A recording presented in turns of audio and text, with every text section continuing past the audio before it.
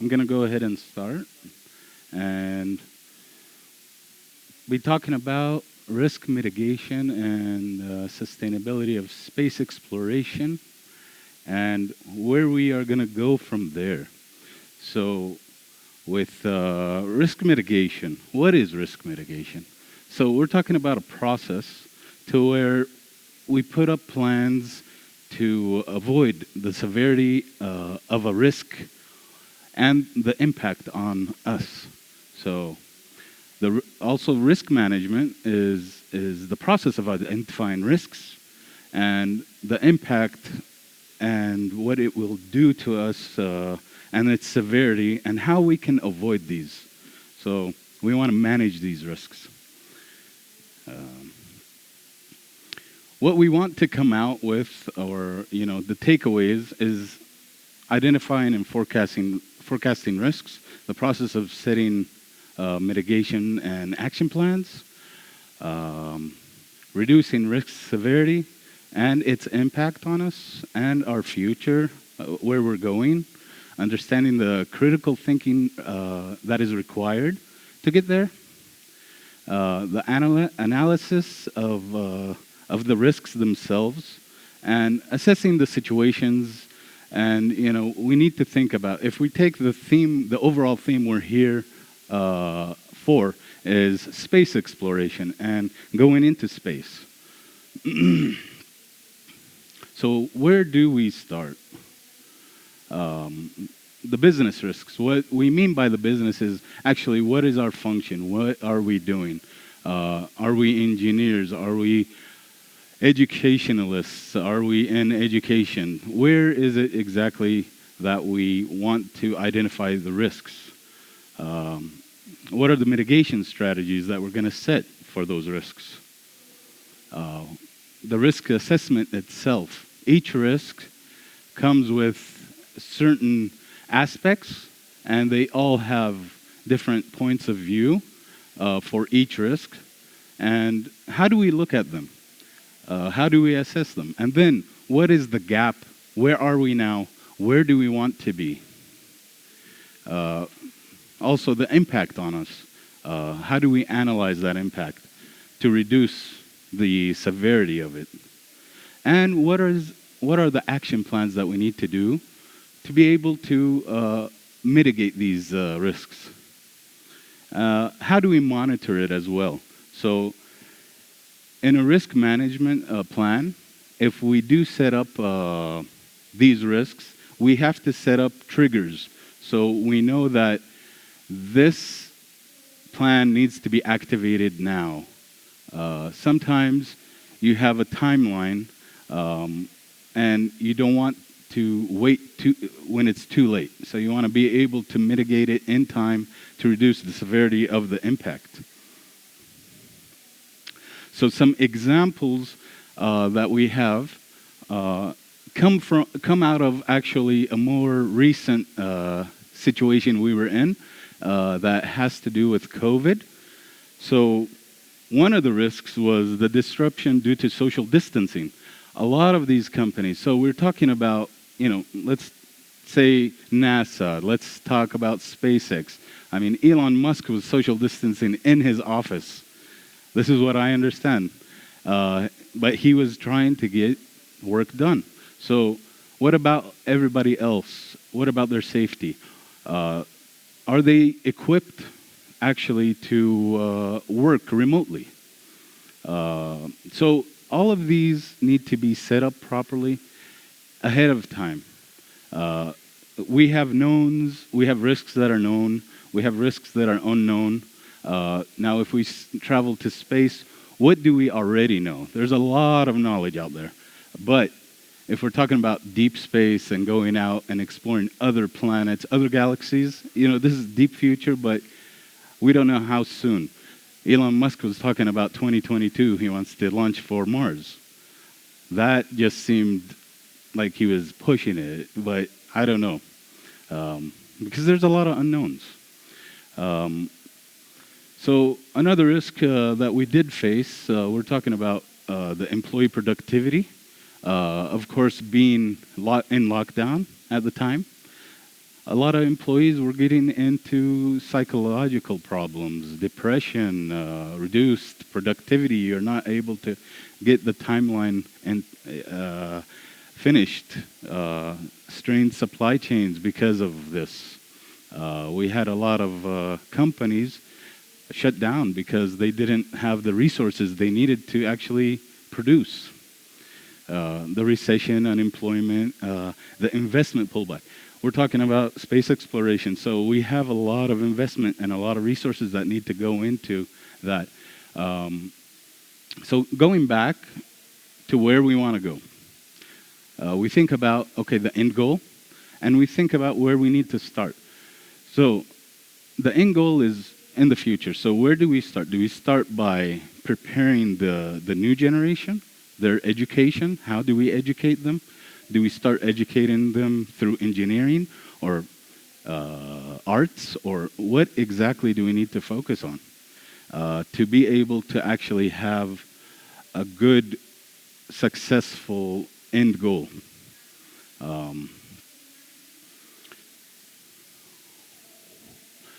So mitigation strategies, readiness assessment. How ready are we to face this future?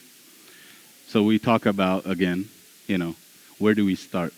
Do we start with the children? Do we start with the processes and quality? Do we start using Lean Six Sigma? Is that the way? Is that the perfect way? Or is there a better way to get the process, the end process? In the end, we want to have a high quality product and high capabilities. The astronauts, what do they need to be ready for when they go into orbit? The reduced gravity. And one of the keynotes, they discussed about, Mars has a third of the gravity that we have on Earth. How is this going to affect those astronauts? How is it going to affect the new generation that actually is born on Mars? The bone density. They talked about bone density. Will we be taller because of the reduced gravity? All of this, in health. How do we mitigate all of this? Is there a way to mitigate it? There's just a lot of unknowns. Risk management plan. So I was discussing about an exercise, but I don't think we're going to have the time to go through it. If we do, we will. Business impact analysis as well. But all organizations, or if it's a company or if it's an education institute or college or a supply chain company that produces and supplies for space exploration, where do they start? Do they start by also, the quality of their item? So if I want to set up a plan, like I said, readiness assessment, I understand my business. I set up the management plan, where I need to start, what is my first step, what is my second step. And I'd like to jump to that, actually. And with the business assessment, what are our current functions, activities? What do? We start compartmentalizing it so that we understand ourselves, and then we start listing them. Who is our on-site team that is going to be there, and what are the resources that we have to be able to finalize where we're going? What kind of communication? And this is also one of the things we discussed, or was discussed, is the communication. Even if we go out and we find that there is life out there. But with the business assessment, how do we communicate with each other before we even start thinking about how we're going to communicate with others? Also, the adoption of the strategy. If this strategy isn't being adopted across the functions, and there's no dynamics between them, then you're going to have a kind of a gridlock, and there's no buy-in, and it's just going to fail. It's not going to succeed. So all of these need to be planned well. People need to be on the same page. People need to be involved. If we're talking about, on a smaller scale or a bigger scale, if we're talking about nations, if we're going to talk about, the governance of space exploration, and this is a big issue, especially with the ethics of it, whose culture is going to be the one that goes out into space? Who will be the governing body? Are we going to govern it as a whole, or is there going to be a one nation that is the most powerful nation that they're going to have the right to do it? So these are all questions, and some of them are known, some of them are unknown, and the future is just unclear. But if we are going to compete against each other as nations, then I don't know if that's the right way to do it, or are we going to actually collaborate as one planet? And if that's a good idea or not, because competition sometimes it raises quality and raises new ideas, but sometimes collaborating, there's some ideas are left behind, I would say. So, planning for the future. Strategic planning today will help lay the foundation for planned growth and new opportunities for tomorrow. So just thinking of the end goal. This is one important thing. Now, how do I know what risks and how they impact me, and what is the probability? So this chart, we can kind of identify the risks, and then we can start placing them based on their probability of happening and the severity that it's going to have. So we have the green, which is low, medium, and then we have high risks. And those are how we are going to prioritize the focus and resource management towards. Now, this is one of the exercises, and, how do we name our risks, or how do we identify our risks? The questions are the most important thing here. We have to ask the right questions. So it's very important that you have the right people on this team that start identifying the risks. People that understand the business or understand the function of what we're doing, and asking the what if questions. So what if? And then what is the probability of that happening, and how likely is it going to happen? What is the severity and impact? After that, we can start putting treatment plans and knowing where we are at the current situation, at the current time, and where we want to be, at the level we want to be. So that's where the gap analysis comes in. So the current situation, where we want to be, and then we know the gap, and we start putting objectives to achieve closing that gap.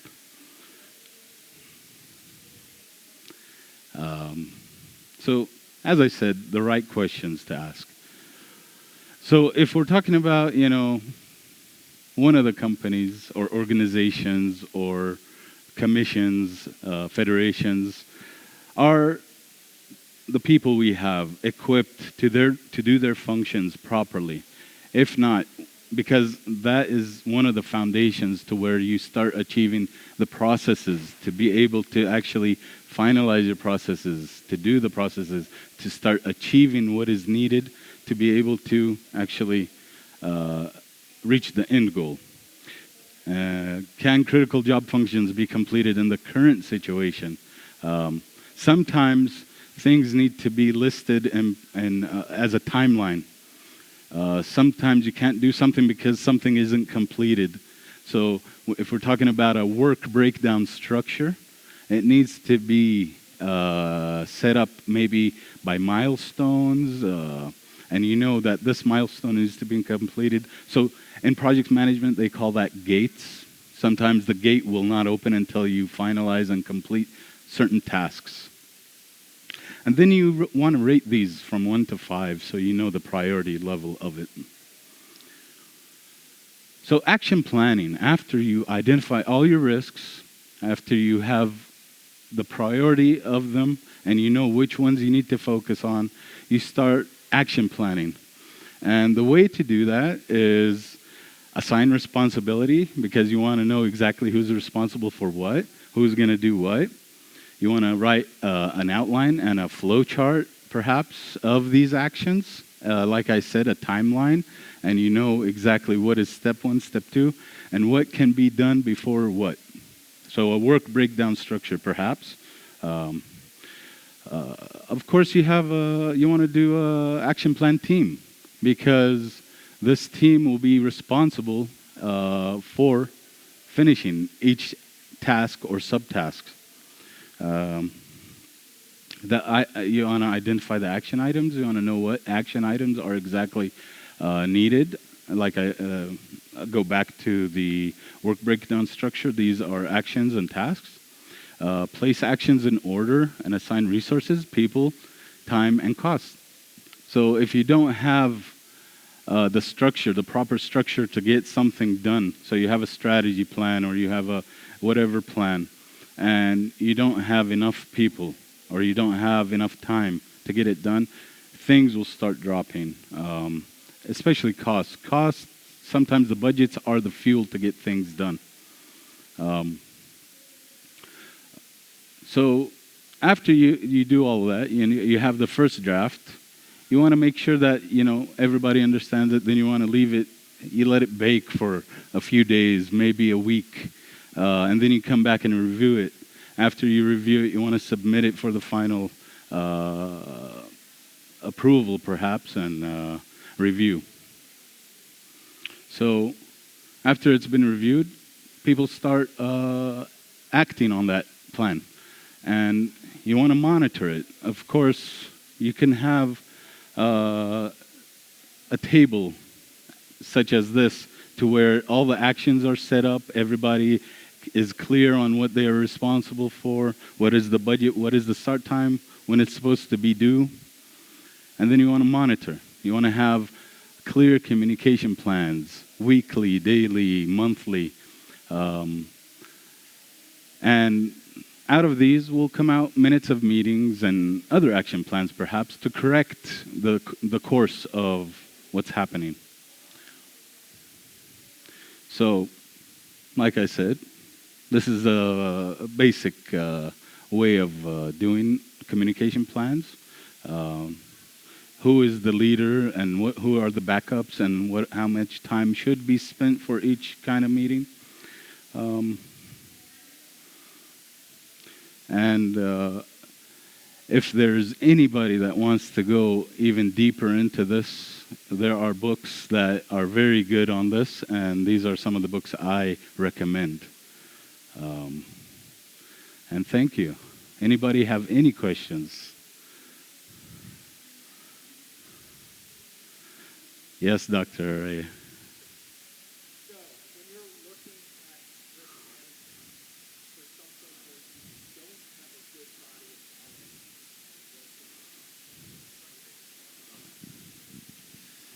Hi.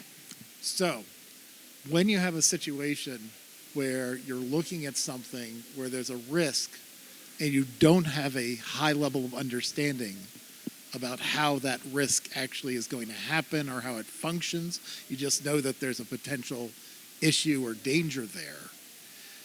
How do you think you should go about trying to assess the level of that risk and going about trying to mitigate it? Okay. So, like I said, there are knowns and there are unknowns. And in this situation, you're talking about an unknown. So this is where discovery comes in.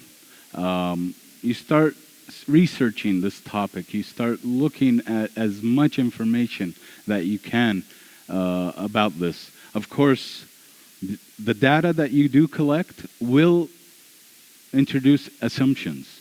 These assumptions are just as good as the data you have, because after you analyze this data, sometimes you come out with correct assumptions, sometimes no, because certain data can drive you towards making an assumption. And it's really critical that the team that does look at that data especially when there's a lot of unknowns. Because if you wait to collect 100% of the data to make the assumptions, there's that time factor, and sometimes you don't have the luxury of the time, especially when you set a certain deadline that you need to meet.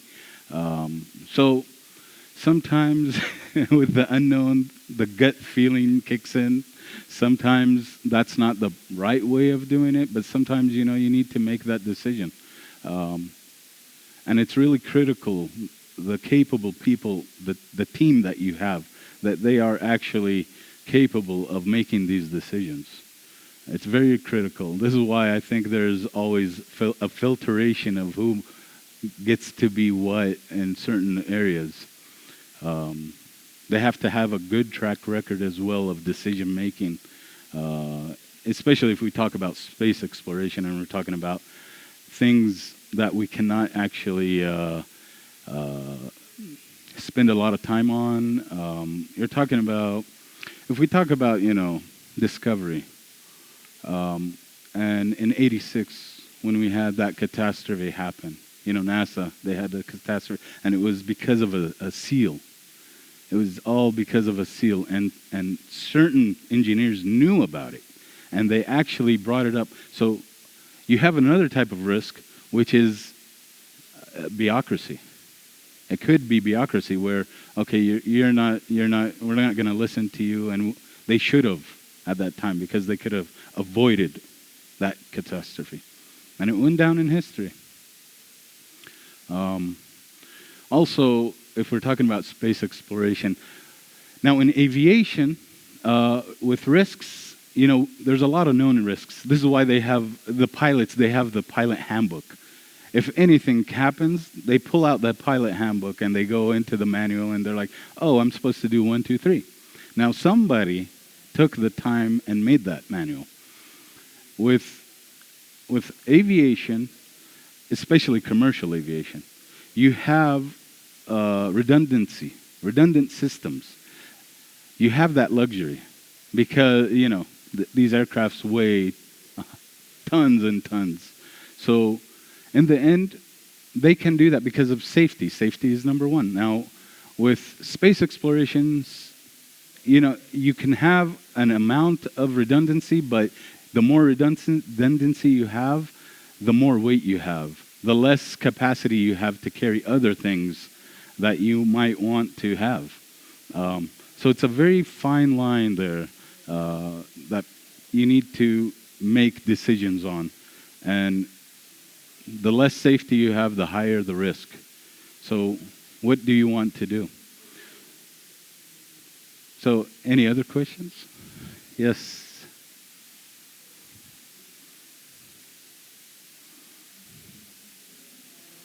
Hi. I just had a question. You just said on another point, if you're working on a project with multiple stakeholders and one of the stakeholder, let's say, works in a bureaucracy